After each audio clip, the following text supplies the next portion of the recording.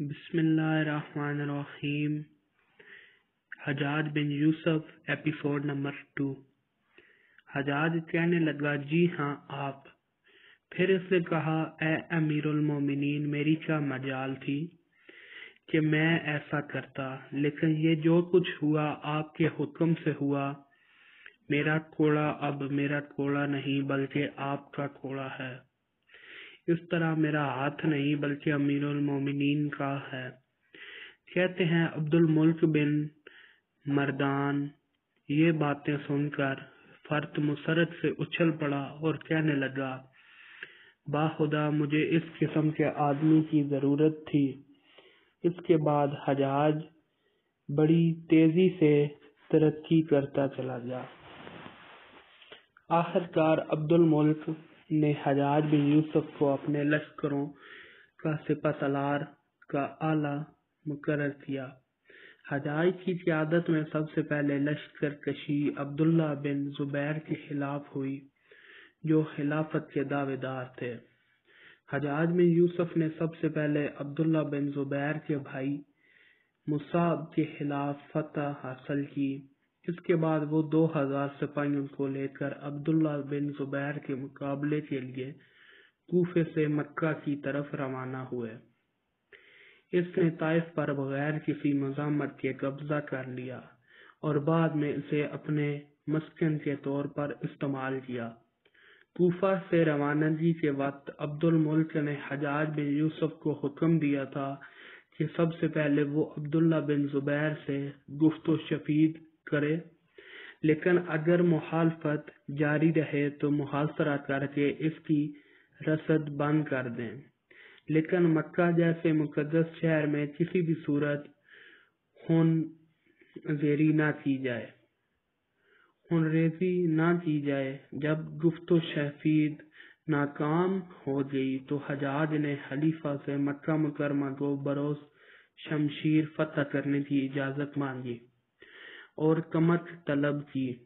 جب اسے ان دونوں باتوں کی اجازت مل گئی تو اس نے جبل ابو قمسی پر پتھر برسائے، کیونکہ عبداللہ بن زبیر نے اسے طوائف اور سعی کی اجازت نہ دی۔ اس لیے اس نے ناراض ہو کر خانہ کعبہ اور حاجیوں پر بھی پتھر برسانے سے بری نہ کیا۔ عبداللہ بن زبیر نے اسے طواف اور سعی کی اجازت نہ دی، اس لیے اس نے ناراض ہو کر خانہ کعبہ اور حاجیوں پر بھی پتھر برسانے سے دریغ نہ کیا۔ چنانچہ محاصرے کے 7 مہینے گزر جانے کے بعد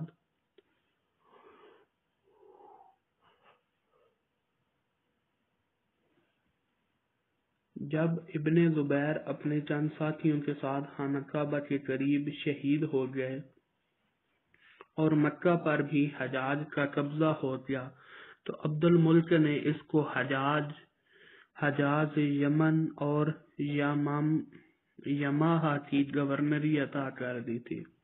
حجاج یوسف کی مزید خوش قسمتی کہ انہی دونوں خارجیوں نے خلیفہ عبد الملک کے خلاف بغاوت کر رکھی تھی، اور اس بغاوت کو ختم کرنے کے لیے عبد الملک نے اپنے ایک جرنیل مولب کو ان کے خلاف لشکر کشی کا حکم دے رکھا تھا، لیکن خارجی مولب کے قابو میں نہ آ رہے تھے، اس لیے کہ خارجیوں کے خلاف اہل کوفہ اور اہل بصرہ ساتھ نہ دے رہے تھے۔ ان حالات پر قابو پانے کے لیے خلیفہ عبد الملک کی نگاہ ایک بار پھر حجاج بن یوسف پر پڑی۔ اس نے اسے مکہ سے واپس بلایا، عراق کا گورنر مقرر کیا اور خارجیوں کی سازشوں سے نمٹنے کا حکم دیا۔ خارجی دراصل اسلام کے قدیم ترین فرقے کے پیرو ہیں۔ اسلام کی سیاسی تاریخ میں ان کا کردار یہ تھا کہ انہوں نے متواتر بغاوتیں کی، جس کا نتیجہ یہ نکلا کہ اکثر پورے کے پورے صوبے عارضی طور پر ان کے قبضے میں آ گئے۔ امیر معاویہ نے حضرت علی رضی اللہ عنہ کے سامنے حضرت عثمان کی شہادت سے متعلق تجویز جنگ صفین میں پیش کی۔ اس سے خارجیوں کا ایک علیحدہ فرقہ پیدا ہوا۔ خوارج نے جلد ہی تعصب اور تنگ نظری کا اظہار اپنے انتہا پسند اعلانات اور وحشتناک افعال کی صورت میں کیا۔ انہوں نے اعلان کیا کہ حضرت علی کا دعویٰ خلافت باطل ہے۔ ساتھ ہی انہوں نے حضرت عثمان کے مسلک کی بھی مذمت کی اور ان کی شہادت کے انتقام سے برید کا اظہار کیا۔ جو شخص ان کے نظریے کو تسلیم نہ کرتا اسے کافر اور دین سے خارج قرار دے کر قتل کر دیتے۔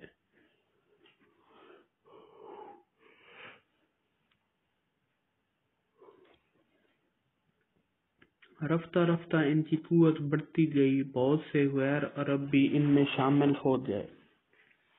جب خوارج سے حضرت علی کی ابتدائی گفت و شنید شروع ہوئی، ناکام رہی تو مجبوراً اسے بڑھتے ہوئے خطرے کو دور کرنے کے لیے کارروائی کرنی پڑی، جس کے نتیجے میں جنگ نیروان لڑی گئی اور خارجیوں کو اس جنگ میں بڑی شکست ہوئی۔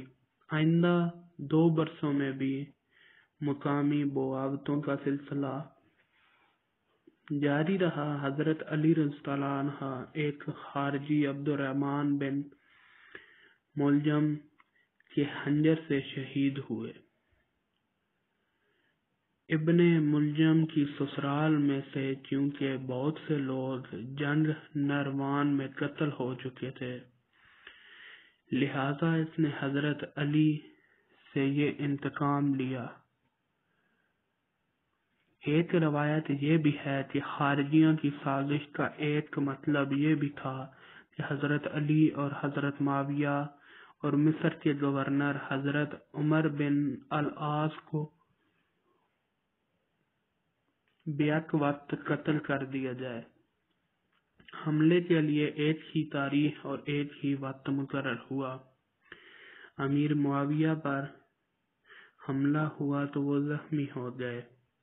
عمران بن العاص اس رات بیمار تھے۔ ان کی جگہ ایک اور شخص نے امامت کروائی، جبکہ حضرت علی کو ان ظالموں نے شہید کر ڈالا۔ امیر معاویہ کے 20 سالہ دور میں کوفے اور بصرے میں خارجیوں نے کئی بغاوتیں کی۔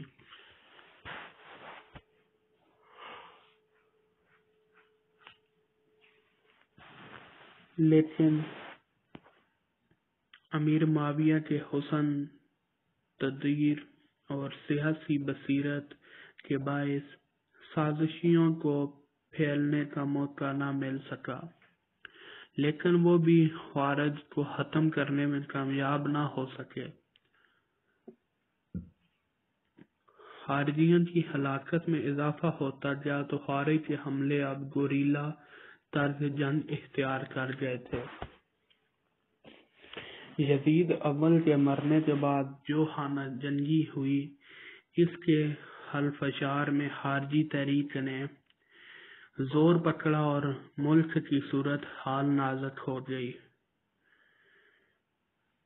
خارجیوں کی سب تحریکوں میں اسلامی سلطنت کے استحکام کے لیے جو تحریک سب سے زیادہ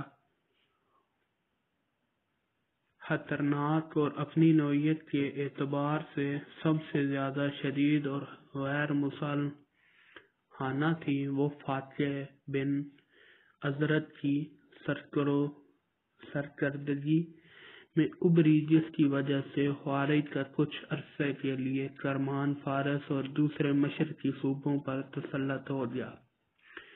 اسی بغاوت کو کچلنے کے لیے عبد الملک نے اپنے جرنیل مولب بن سورا کو مقرر کیا، لیکن جب خوارج مولب بن سورا کے قابو میں نہ آئے تو عبد الملک نے حجاج بن یوسف کو مکہ سے کوفہ طلب کر لیا تاکہ خارجیوں سے نمٹ سکیں۔ اس طرح مکہ کے بجائے حجاج بن یوسف عراق کا گورنر مقرر ہو گیا۔ to be continued to next episode. Allah Hafiz.